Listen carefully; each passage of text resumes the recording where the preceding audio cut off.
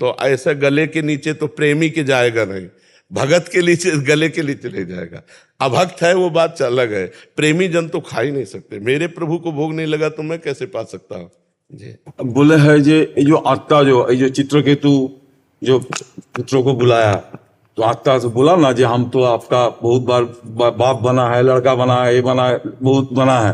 तो हम लोग जो ये जो मोहल्ला के टाइम जो हम जो तर्पण करते हैं, बोलता है कि हम अपना पितरों को देते हैं, वो हम तो किसको देते हैं बाप? आर्यमा, भगवान का एक आर्यमा नाम पितर है। तो जब हम किसी भी पितर को देते हैं तो भगवान को प्राप्त होता है।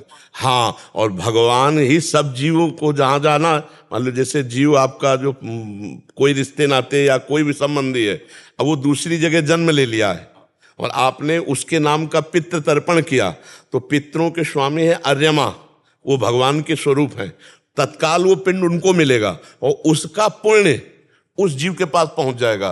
तो जैसे वो कहीं बालक बना है तो अब उसके लिए सुख सुविधाएं बढ़ने लगेंगी, उसको मिलने लगेगा। समझ रहे ना जी। राजीव जी जयपुर से। श्री हरिवंश महाराज जी, गुरुदेव आपके चरणों में कोटि कोटि प्रणाम। गुरु जी, हमारे और परमात्मा के बीच में जड़ता के संबंध का पर्दा है।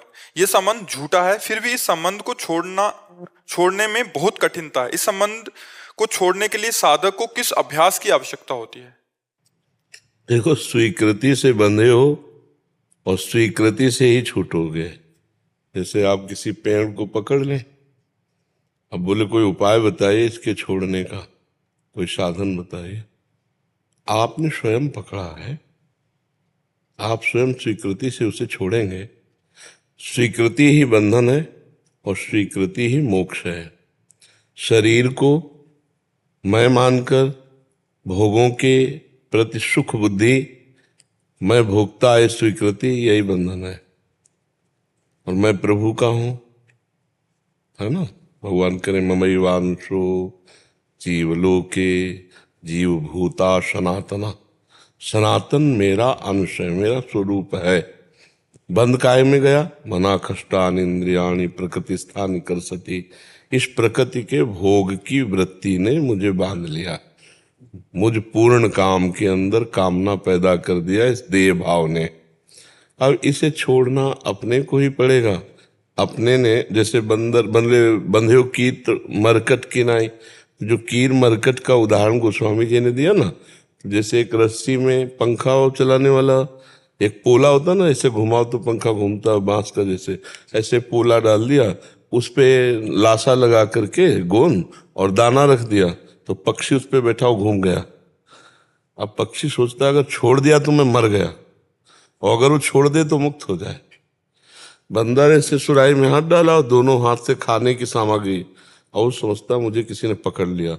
अगर वो खाने की सामग्री को छोड़ दे तो मुक्त हो जाए, पर वो मुट्ठी लोभ के कारण खोलता नहीं, उसको भ्रम हो जाता है मुझे किसी ने बंधे कीर मरकट के नहीं। बस यही यद्यपि मृषा छूटति कठिनाई, ये बहुत जोर का बंधन बन गया। पहली बात तो स्वीकृति से हटेगा। वो आज कर लो चाहे साधन करने के बाद कर लेना, हम प्रभु के हैं। जब तक ये स्वीकृति आपके अंदर नहीं बैठेगी तब तक जितने भी साधन है वो समर्थ नहीं हो पाएंगे इस मृषा से हटाने की।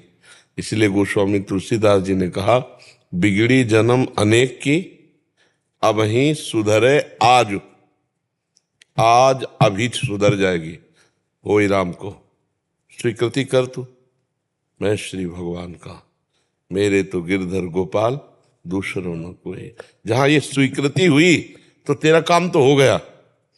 अब जीवन व्यतीत करना है तो बोले नाम जप, नाम जप करते हुए और तज कुसुमाज, गंदे आचरण गंदी बात पापाचरण का त्याग कर, नाम जप कर और भगवान से अपनापन कर, अभी ठीक हो जाए, अभी ठीक हो जाए।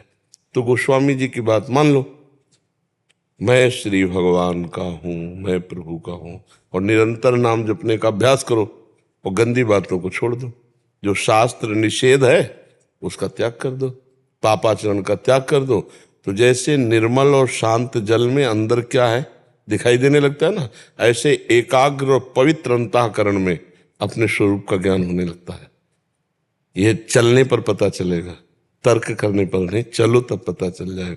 खूब नाम जप करो, गंदे आचरणों का त्याग करो और अंदर ये स्वीकृति करो कि मैं श्री भगवान का हूँ, श्री भगवान हमारे हैं, हम श्यामा श्याम के, श्यामा श्याम हमारे, हम नारायण के, नारायण हमारे, हम राम जी के, राम जी हमारे। जैसे भाई जी से हनुमान प्रसाद पोद्दार जी ने कहा, कोई समझे या ना समझे सबसे हमारी समझ भली, ठाकुर नंद किशोर हमारे, ठकुराइन वृषभानु लली। प्रिया प्रीतम हमारे, इसी से बात बन जाएगी। मान्यता से ही हमारी सब बात बिगड़ जाती है, मान्यता से हमारी सब बात बन जाती है। जब हम शरीर और शरीर के संबंधी भोग और शरीर संबंधी रिश्ते नाते इन मान्यता में फंस जाते हैं तो जड़ में फंस गए।